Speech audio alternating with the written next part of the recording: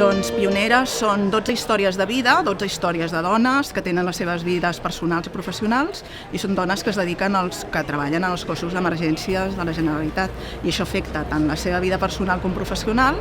i a més en un moment d'un procés que es troba en un camp, que es trobem en un canvi, en una transformació i que el paper de les dones en aquests moments és molt important en aquests cossos. Bé, doncs per mi ha estat primer una sorpresa i també un orgull. Quan et titllen de pionera en algun lloc, el primer que t'emportes és la sorpresa i després ho entomes i després penses, doncs potser referent per les que segueixen. De 2.500 bombers crec que som 70 i poques bomberes, som molt poques. Jo quan vaig decidir ser bombera